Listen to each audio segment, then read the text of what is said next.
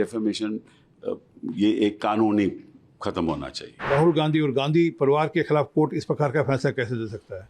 2 साल की सजा जानबूझ के दी गई ताकि उनके पार्लियामेंट की मेंबरशिप खत्म हो जाए। एक वक्त आया घूम के कि राहुल गांधी जी को ही वो झेलना पड़ा और सदस्यता गई। पहली बात तो यह है कि जब भी ये मुद्दा उठा था, सबसे पहले जब कोर्ट का फैसला आया था, उसी दिन मैंने कहा था कि ये फैसला बिल्कुल गलत है, बेबुनियाद है, और जो 2 साल की सज़ा दी जा रही है, जज साहब को भी मालूम है कि अगर एक दिन कम देते तो निश्चित रूप से राहुल गांधी की सदस्यता नहीं जाती। तो जज साहब को भी ये बात मालूम थी, और वही बात कल सुप्रीम कोर्ट ने कही कि किस आधार पे आपने मैक्सिमम सेंटेंस दी है। वही बात मैंने पहले भी कही, और 23 मार्च जब ईवीएम की मीटिंग हुई शरद जी की सदस्यता में, और आप लोग पत्रकारों ने मुझे ये बात पूछी, आपने भी पूछी, मैंने तभी भी ये कहा था कि ये 2 साल की सज़ा तो बिल्कुल बेबुनियाद है। और किस लिए 2 साल की सज़ा? ये तो टिप्पणी की है किसी के बारे में, और टिप्पणी की कर्नाटका में, और याचिका फाइल होती है गुजरात में।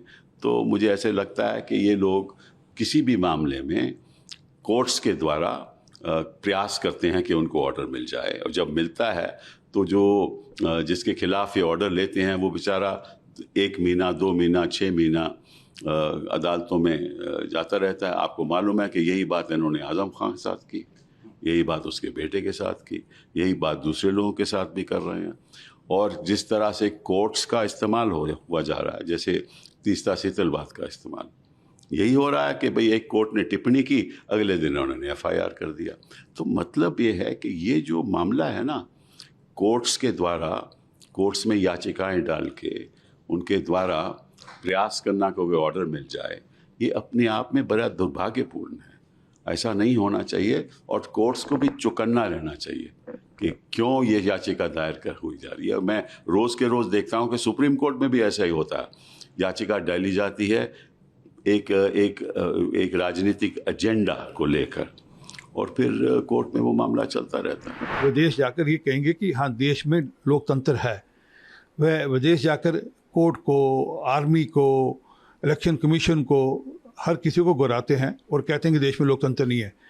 कर्नाटका के चुनाव के बाद अब उनको इलेक्शन कमीशन में विश्वास आना शुरू हो गया होगा, और अब सुप्रीम कोर्ट के फैसले के बाद सुप्रीम कोर्ट पर भी विश्वास आना शुरू हो गया होगा। नहीं तो जब पिछला फैसला आया तो एक कोर्ट को गुराते थे और कहते कि कोर्ट के फैसले गलत हैं और कोर्ट दबाव में फैसले करता है। अगर सज़ा पे रोक लगा दी है तो फिर वो कैसे दोषी हो जाएंगे? और सुप्रीम कोर्ट ने एक बड़ा अहम सवाल पूछा है कि 2 साल की सज़ा क्यों दी गई है, जो मैक्सिमम सज़ा है। इसका मतलब है कि 2 साल की सज़ा जानबूझ के दी गई ताकि उनके पार्लियामेंट की मेंबरशिप ख़त्म हो जाए। ये कोई छोटा सवाल नहीं है, ये हाई कोर्ट पे, डिस्ट्रिक्ट कोर्ट पे बड़ा सवालिया निशान है। सुप्रीम कोर्ट से हमें पूरी उम्मीद है कि राहुल गांधी को मुकम्मल रिलीफ मिलेगा, राहुल गांधी दोबारा पार्लियामेंट के अंदर आएंगे और कांग्रेस पार्टी को लीड करेंगे। निश्चित तौर से राहुल गांधी पार्लियामेंट के अंदर लौटेंगे, पार्लियामेंट के मेंबर बनेंगे। आज सुप्रीम कोर्ट अकेला इंस्टीट्यूशन है जहां से रोशनी नज़र आती है। ये जो अभी पूरा जो कोर्ट का ऑर्डर है उसको पूरा अध्ययन करना पड़ेगा। वो सज़ा जो हुई थी वो कहीं उसमें खामी थी, वो गलत थी, या इनकी सदस्यता जो गई है वो नहीं जानी चाहिए थी, या कानूनी और कोई प्रक्रिया है। इस पे बहुत बारीकी से अध्ययन करना पड़ेगा और कानून के हिसाब से पूरी स्टडी करके माननीय स्पीकर साहब इस पे निर्णय लेंगे।